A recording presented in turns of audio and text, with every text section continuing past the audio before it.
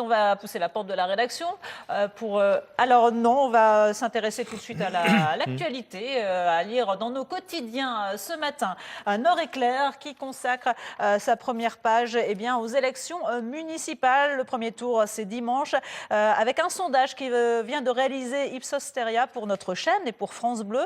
Un sondage qui donne le Front National en tête à Hénin-Beaumont, à J-4 du premier tour des élections municipales. Ce sondage donne 45% des suffrages au premier tour et 52% au second tour pour la liste de Steve Briouat.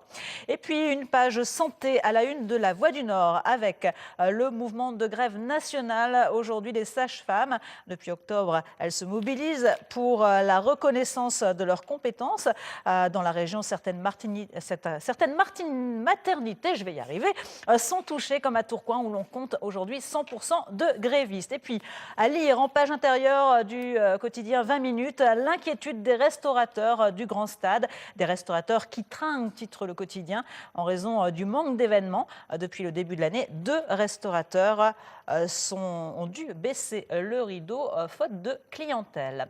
Et on va tout de suite aller retrouver Vincent Dupire à la rédaction. C'est parti. Bonjour Vincent. Bonjour Christine, bonjour à tous. Alors aujourd'hui, ça c'est le printemps, vous l'avez tous remarqué, ça se voit, il faut dire que l'hiver a été plutôt clément et ça se voit aussi sur les factures de chauffage et sur la consommation de fuel. Mais est-ce que ça va durer? Nous ferons le point ce midi avec notre Miss Météo Anne-Sophie Roquette.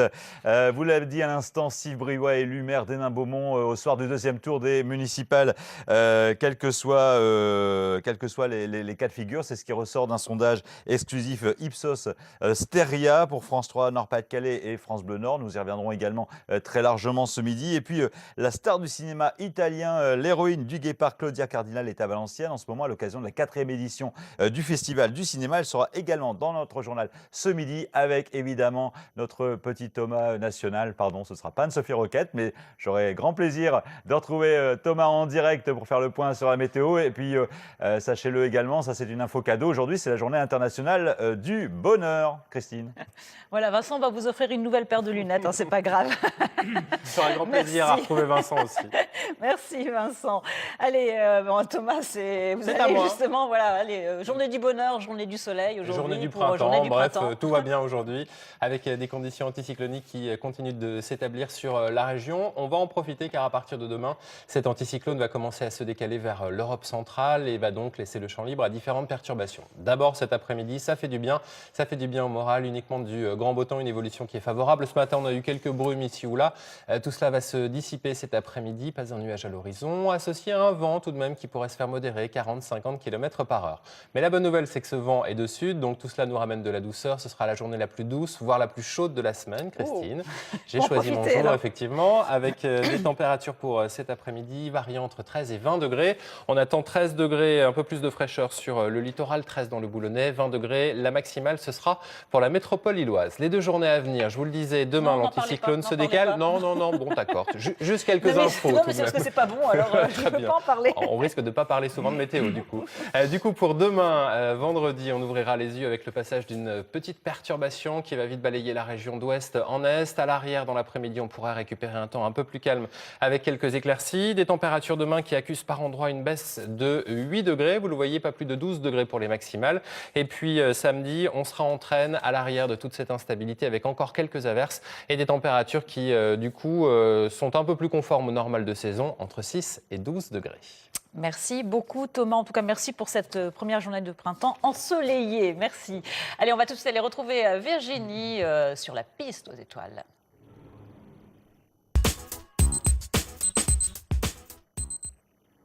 Virginie, vous avez fini votre sachet de popcorn, c'est bon? C'est bon, j'ai mangé mes popcorns, je suis sur la piste aux étoiles comme vous l'avez dit et vous le voyez, je suis même entrée dans la cage aux fauves. Les scolaires ont commencé à s'installer. En revanche, les fauves, ce ne sera pas pour tout de suite. Il est hors de question que je me promène à côté des tigres. On est avec des acrobates. La cage, elle est dressée parce qu'il y aura les fauves tout à l'heure. Et c'est Darien et Lys Mary qui sont sur ce vélo. Je vais essayer de les interrompre. Alors, je ne vais pas aussi vite que le vélo, mais bon... Je peux vous interrompre une minute? Bonjour. Bonjour. Alors, qu'est-ce que c'est votre numéro? On fait un tour de vélo acrobatique. Voilà, on fait plein de portées sur le vélo. C'est un vélo normal, mais on fait plein de portées en conditions de différentes façons. Voilà, conduire le vélo sur le guidon, sinon assis sur la siège normalement comme ça. C'est quelque chose de physique. Ouais, Ça demande beaucoup d'entraînement, beaucoup de travail. ouais. Vous travaillez C'est combien de temps dans une journée par exemple? Et on répète par exemple à peu près 2-3 heures par jour. Et puis les spectacles qu'on fait dans la journée, ça peut arriver jusqu'à 3 spectacles par jour. Donc, et voilà, on peut faire jusqu'à 5 heures par jour à peu près. Ouais. C'est difficile justement quand vous devez combiner le matin un spectacle pour les scolaires plus le soir le spectacle. C'est compliqué sur une journée comme ça? Ouais, c'est un petit peu dur. C'est normal parce qu'on travaille physique dans le matin, c'est un petit peu compliqué alors de s'échauffer et tout ça. Mais sinon, voilà, on s'amuse, on travaille bien, on aime bien ce qu'on fait. Vous venez d'où? De Cuba. Et c'est la première fois que vous travaillez avec le cirque Grus? Non, en 2011, on a été déjà ici, la saison 2011, avec une troupe. Comment ça se passe avec eux? Bon, c'était bien, ça s'est bien passé. Vous voulez dire avec les Grus? Oui. Oui, c'est une super famille, le cirque il est super. À chaque année, ils font un super spectacle, c'est très très bien. Si ça vous plaît, c'est bien, on va faire la démonstration. Lys Mary, c'est difficile comme exercice? Ouais. C'est un peu difficile, mais bon, on est bien concentré pour bien le faire. Vous faites confiance à votre partenaire? Oui, bien sûr. Allez, une petite démonstration s'il vous plaît, c'est Ok. possible? Allez, on y va. On se quitte sur la démonstration d'Ariane et Lys Mary. Ils sont donc visibles au cirque Arlette Grus, qui est en ce moment, je vous le disais tout à l'heure, sur l'esplanade à Lille, et qui va ensuite tourner dans toute la région.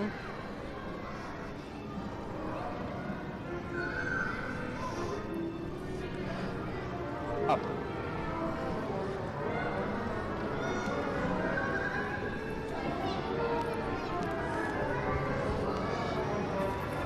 Ah oui, on voit c'est physique là, Lys Mary. Alors il faut savoir aussi qu'ils ont un numéro de pole dance et que Darien se tient complètement comme il vient de le faire à l'horizontale en se tenant juste avec ses bras sur la barre, à voir aussi pendant les spectacles du cirque Arlette Grus.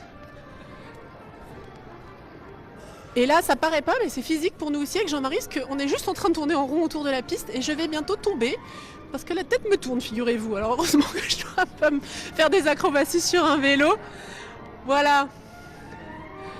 Allez, je suis là. C'est bon, c'est tout pour l'instant. Et tout à l'heure, on vous emmène voir les animaux. On va essayer de pas tourner en rond comme ça, c'est... Effectivement, Merci Virginie, beaucoup. il vaut mieux avoir confiance à son partenaire, avoir un partenaire musclé pour maintenir. Voilà. C'est clair. Chapeau bas. Chapeau bas. On va faire appel à présent à votre solidarité sur le plateau de Nord-Pas-de-Calais matin à l'approche des vacances d'été avec cet appel lancé par le Secours populaire dont nous accueillons ce matin le secrétaire général de la Fédération du Nord, Jean-Louis Calins. Jean-Louis Calins, vous recherchez cette année encore des familles d'accueil. Eh bien oui, parce que on arrive dans une période de renouvellement. Alors quand j'appelle renouvellement au Secours populaire, c'est parce que depuis 90, on accueille des enfants dans la région de Nord-Pas-de-Calais qui viennent de la région polluée de Tchernobyl. De Tchernobyl, et puis, les enfants de Tchernobyl. Voilà. Et puis ce sont des enfants qui viennent de 7 à 16 ans. 16 ans parce que de toute façon, on ne peut pas, il faut les passeports. C'est compliqué après au-delà. Alors, il faut dire que voilà, Tchernobyl, c'était le 26 avril 86, le réacteur qui explose, une explosion 90 fois supérieure à celle de la bombe d'Hiroshima. Et aujourd'hui encore, ça a des conséquences sur la santé des enfants. Et oui, si vous y allez, on y est allé l'année dernière, on nous dit que si on veut enlever la pollution, il faut creuser 1 mètre. Partout, sur tout le territoire, il faut creuser 1 mètre et changer la terre. Donc, pas possible. Dès qu'il y a 5 cm, 10 cm, eh bien forcément, tout ce qui pousse, tout ce qui est légumes, etc., il y a de la radioactivité. Alors avec bien sûr des degrés plus ou moins forts par région, mais dangereux pour les enfants. Et c'est pourquoi le Secours populaire continue depuis maintenant presque 25 ans d'accueillir des enfants. L'importance de ces séjours, justement, c'est de leur offrir un air plus sain, une alimentation plus Voilà, saine. c'est une solidarité santé. Alors même si ce sont des familles en difficulté, c'est aussi des problèmes de santé parce que les médecins biélorusses et les médecins français, d'ailleurs, puisqu'on met ça tout le monde ensemble, et continuent à nous dire que c'est bien qu'un enfant il puisse s'évader au moins pendant 1 mois, c'est-à-dire manger autre chose, voir d'autres personnes, rencontrer, changer complètement. Ça leur permet de et ça, reprendre voilà, ça les permet de se ressourcer, de reprendre un peu. Voilà, on retourne pendant un mois, pendant un an chez nous et on a repris les vitamines, si on peut dire. Il y a combien d'enfants à accueillir et combien de familles dont vous disposez aujourd'hui? Alors aujourd'hui 200, il manque 70 familles. Quand je disais qu'on est dans une période de renouvellement, eh ben, oui, il y a dû avoir une période où tous les familles ont accueilli les enfants du même âge. Ce qui fait qu'aujourd'hui, ces enfants ont 16 ans, il faut changer. Puis quand on est une famille d'accueil, on ne dit pas ben, je reprends un nouvel enfant quoi, tout de suite. Parce que... En général, les familles se réinvestissent d'année en année. Il y a un suivi. Oui, il y a un suivi, mais il y a aussi beaucoup de nouvelles familles. Et très souvent, les familles, quand l'enfant a 16 ans, continuent de le suivre ou s'ils arrêtent, ils prennent un peu de temps avant de reprendre un nouvel enfant. Quoi, hein, forcément, on peut comprendre. Hein, c'est pas... Comment les enfants sont choisis là-bas pour pouvoir bénéficier de ces séjours? Alors, d'abord, ce sont des enfants qui ne sont pas malades. Ça, il faut le dire. Hein, c'est dans le cadre d'une prévention, pas malades, pas en difficulté de maladie. Des enfants qui habitent dans la zone à risque, forcément. Et alors, on a fait une sélection, je ne sais plus, il faudrait que je revoie si c'est toujours d'actualité, mais ça avait été une règle, c'était ceux qui faisaient les plus d'efforts à l'école. Parce que forcément, comme il y avait beaucoup de demandes, on ne pouvait pas satisfaire tout. Et on avait dit ceux qui... Alors quand je dis ça, ce n'est pas les premiers de la classe, hein, mais ceux qui... qui montraient qui travaillaient correctement. Et les familles, comment elles sont-elles recrutées ici pour accueillir ces enfants? Alors pareil, hein, appel par voie de presse, par réseau, on connaît, on vient, on a envie d'accueillir un enfant, on a envie tout simplement que notre fils a un petit copain pour passer les vacances, hein, ou notre fille une petite copine pour passer les vacances. C'est pour tout l'été, hein, ou c'est pour une durée un peu plus... Alors c'est une durée en juillet et en août. Hein, il y a on choisit juillet, août. Voilà, si on veut prendre les 2 mois, on prend les 2 mois. Mais aussi, c'est souvent pendant la période des vacances des familles d'accueil. Alors, des bienfaits pour les enfants, justement, qui viennent passer ces séjours, mais également pour les familles. Il faut dire vraiment que c'est aussi, ça crée des liens. Les familles qui reçoivent autant qu'elles donnent à ces enfants. C'est très enrichissant. Vous savez, en 25 ans, j'ai vu plein de choses. Hein. J'ai vu des familles qui apprenaient le russe, qui allaient à l'université pour apprendre la langue russe. Pour pouvoir les accueillir et parler, discuter pour pouvoir aller là-bas, hein, pour rencontrer les familles, pour pouvoir s'investir plus, et puis aussi une connaissance du pays.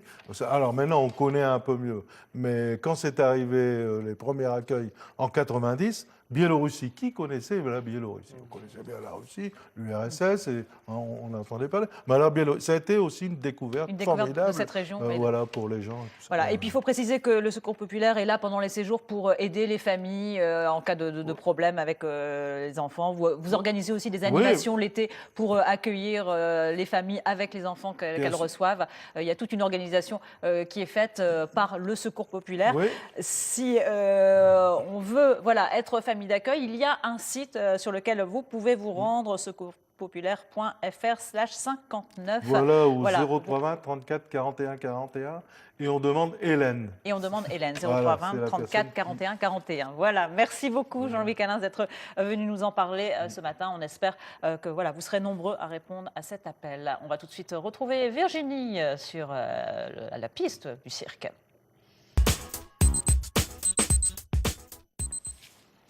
Alors Virginie, après ce numéro d'équilibriste, qu'est-ce que vous nous proposez? J'ai changé de piste, j'ai changé de chapiteau. J'ai rejoint un chapiteau de répétition pour voir les éléphants. Et c'est John qui s'occupe de dresser ou dompter les éléphants. Bonjour, comment on dit dresser? Dresser les éléphants? Oui, bon, c'est un grand mot, dire dresser. Pourquoi ils sont déjà dressés par mon cousin beaucoup de temps en arrière. Et voilà, c'est juste l'entretien. C'est un entretien qu'on fait pendant qu'ils restent avec nous dans le cirque, quoi. Alors là, vous avez un numéro avec eux qui vous demande beaucoup de travail, beaucoup de répétitions, beaucoup d'entraînement. L'entretien, les répétitions, c'est tous les jours, c'est une chose quotidienne. Et non, c'est pas énorme. Soit on fait toujours des choses qu'ils arrivent à faire aussi en nature. Et voilà, c'est pas... Bon, pour le public, c'est pas évident d'avoir des choses comme ça, mais... Alors là, on les voit manger des baguettes entières, hein. Oui, ça mange voilà, beaucoup en éléphant. Maintenant qu'on va sortir dans les parcs, on va voir des pommes, des salades, des choses comme ça. On va les sortir justement. Voilà, bientôt. Alors on sort d'abord, parce qu'il paraît que ça marche vite, un éléphant qui se déplace. Burma, Jumbo, Left. On va les regarder sortir puisqu'il fait beau. Right, one forward. Alors John qui est leur dresseur, il est italien. Tout à l'heure on avait Darien qui était cubain. Il y a quand même 17 nationalités différentes Bati move forward. dans ce cirque. Bati over. Bati over. Bati one. Bati over. Et là on le voit qui dirige les éléphants. Bati Ça va, je me over. suis mise à l'abri. C'est bon, je Bati vais essayer de over. le rejoindre. All right, stop. Faire Here. une petite Bati here. démonstration. Bati here. Jumbo. Jumbo over. See you go back. Round up left. Left. Round up left. Babati. Vous leur parlez en quelle langue là? C'est de l'allemand? Là, c'est allemand, anglais. Pourquoi ils ont des mots très courts et ils arrivent très très vite à comprendre. Alors c'est facile à parler avec les animaux, soit c'est avec les éléphants, aussi avec les chevaux, avec les animaux exotiques. Il faut parler anglais. Et des fois on mélange aussi le français, mais c'est vraiment très très court. Il faut que ce soit très court pour être vite à apprendre, quoi. Alors John, il y a un vrai débat aujourd'hui sur la présence des animaux dans les cirques. Il y a des très grands opposants à leur présence. Vous en pensez quoi, vous, aujourd'hui, qui dressez des animaux? Bah, moi je suis d'accord avec eux aussi. Pourquoi? Bon, il ne faut pas dire qu'ils n'ont pas raison, mais il faut qu'un jour, cette personne-là, il vient au cirque, mais pas une journée. Il faut qu'il reste avec nous un bon moment pour voir comme nous, on est à contact avec les animaux et le rapport qu'on a, nous, avec les animaux. Pourquoi soit c'est un rapport que c'est pas un rapport qui est la même chose qu'on a dans les zoos ou des autres côtés qu'il y a des animaux, quoi. On a découvert justement des images des éléphants sur Ouais. la piste, en spectacle. Ah, ça c'est bien. Voilà, là ils sont plus tranquilles, ils n'ont pas le maquillage. Et ils sont plus à l'aise là. Vous les approchez ou pas? Oui, oui, Il bien s'appelle sûr. comment celui-là? Burma. Bourma, voilà. Alors, je reste avec Bourma, en espérant qu'il ne mange pas mes mains. Voilà. Et puis je vous retrouve tout à l'heure avec d'autres animaux, parce que cette année, il y a même des vaches, figurez-vous, au cirque Grus. Oui, c'est pas tout à fait le même genre. En tout cas, on a pu bénéficier du beau ciel bleu. Merci Virginie. Thomas, vos prévisions sont bonnes. Voilà. Allez, place à l'évasion à présent sur le plateau de Nord-Pas-de-Calais matin. L'évasion littéraire à travers ce roman Bleu Eldorado, sorti aux éditions Les Nouveaux Auteurs, et dont nous recevons ce matin l'auteur Laurence Fontaine. Laurence Fontaine, vous êtes auteur de la région, vous êtes professeur d'histoire dans la région. C'est un roman qui nous entraîne au cœur des États-Unis, à travers le périple de deux jeunes qui ont envie de quitter New York pour s'enfuir à travers les États-Unis. Ils vont vivre plein d'aventures qu'ils ne soupçonnaient pas vraiment. Non, effectivement, c'est, comme vous l'avez dit, un récit d'évasion. Donc l'idée, c'était de mettre un petit peu de piment dans leur vie. Et alors effectivement, ils vont en mettre énormément, puisqu'il va y avoir à la fois du suspense, une petite histoire d'amour, et puis une grande aventure à travers le pays qui va les emmener au-delà de ce qu'ils pensaient d'ailleurs, puisque c'est en fait un récit initiatique avec beaucoup de réflexions sur le sens de la vie, du hasard, du destin, enfin plein de choses. Alors, c'est votre troisième roman édité, et pourtant, c'est le premier que vous avez écrit. Expliquez-nous. Oui, alors il a un parcours très particulier, puisque en fait, il a mis 20 ans à trouver le chemin des maisons d'édition, parce que voilà, il attendait peut-être le moment où les gens aient envie de s'évader réellement, et où l'auteur aussi peut-être ait envie. Et je crois que ça a demandé du temps, parce que c'est vrai que les États-Unis, où l'image qu'on en a évolué, on s'est repositionné par rapport à ce qu'on connaissait du pays dans les années 2000 ou 2010. Et c'est vrai que c'est peut-être ça qui a déclenché l'envie, avec peut-être la notion d'évasion qui est particulièrement importante en période de crise. Voilà, qui fait du bien aujourd'hui, de voir autre chose. Beaucoup de soleil aussi, beaucoup de bleu. Édité par une maison d'édition, les Nouveaux Auteurs. Alors c'est un peu particulier parce que c'est un jury de lecteurs sur Internet qui vote en fait pour. C'est ça, oui. En fait, on télécharge sur le site de la maison d'édition, et ensuite il y a un long travail de lecture de la part d'internautes bénévoles qui vont ensuite noter le texte et puis le manuscrit, et puis donner des coups de cœur, etc. Et en fonction de ça, on a un prix, et on est édité à compte d'éditeur, c'est-à-dire sans frais bien sûr, et la possibilité de diffuser sur toute la France, dans les librairies, les supermarchés, sur Internet, enfin partout. Donc c'est un petit peu le rêve de l'auteur aussi qui se réalise. Alors un long parcours pour ce livre qui, au final, a quand même reçu le prix du roman d'évasion pour le Bleu Eldorado.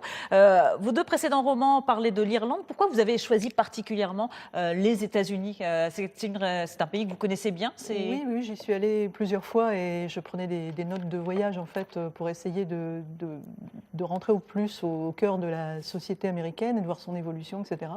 Et puis c'est sûr que j'avais l'envie moi-même de parler d'autres cultures. Je trouve que c'est important de connaître une autre culture parce que ça nous permet de nous interroger aussi sur la nôtre et de voir un peu où sont nos limites Et de comment les vous avez dépasser fait pour un peu. vous imprégner justement de cette culture américaine? En fait, j'ai eu la chance, déjà j'ai la chance d'apprendre l'anglais parce que j'étais passionnée par tous les pays anglo-saxons de manière générale. Donc quand je suis arrivée, je parlais déjà et de ce fait, j'étais, disons, sensibilisée pour être dans des familles et pour, disons, avoir un contact avec ces familles qui étaient particulièrement, disons, fort, intense, puisqu'il y avait beaucoup d'émotions dedans. Et ça m'a permis de sortir un petit peu du cadre touristique et Oui, de vous voir les imprégner choses plus dans de la manière culture, un peu plus, de ces familles. voilà, un peu plus terre à terre. Alors, dans ce roman, il y a ces deux jeunes, ce duo, qui, au gré du voyage, va devenir un trio. Et puis, il y a ce qu'on voit sur la page de couverture de votre roman, cette Cadillac, Eldorado 59.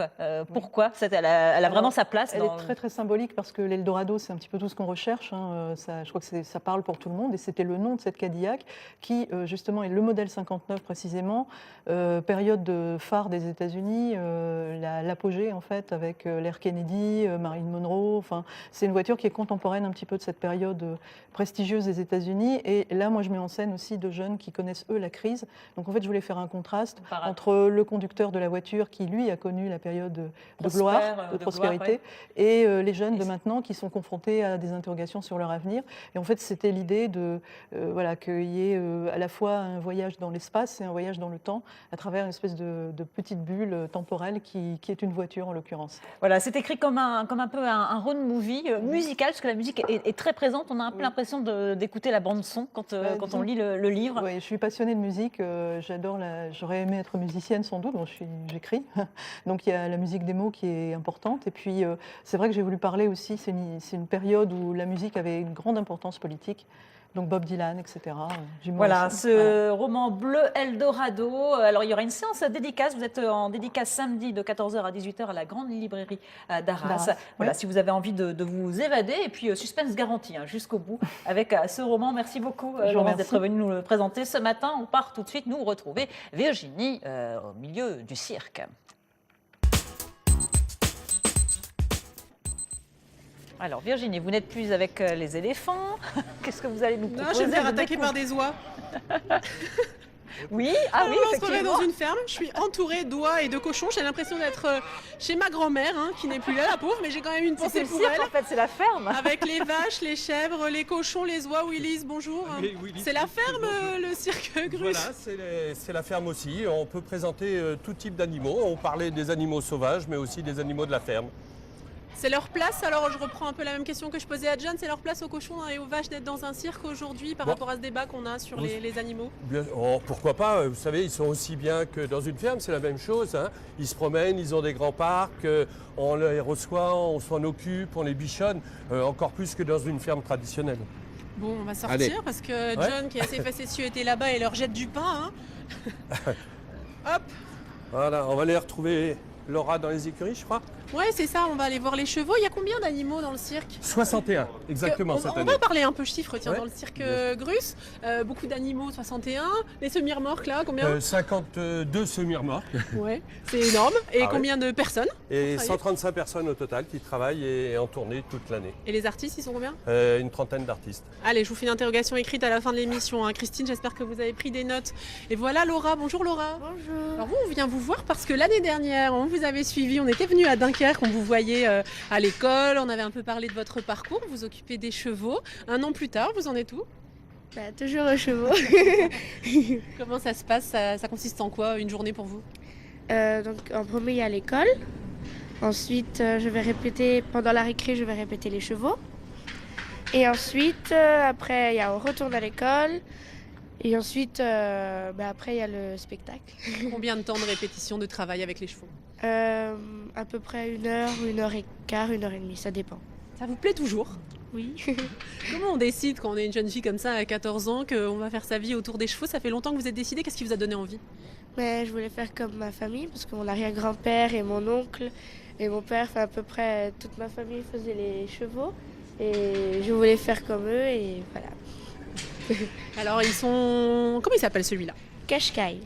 Il est gentil. Oui. Des fois, quand on lui met la main comme ça, je sais pas s'il va le faire. Non, il veut pas le faire. Mais des fois, il lèche la main comme ça. Non, mais je vais pas essayer. Mais c'est quand on lui donne des carottes. Ah, il aime les carottes, celui-là. Ouais.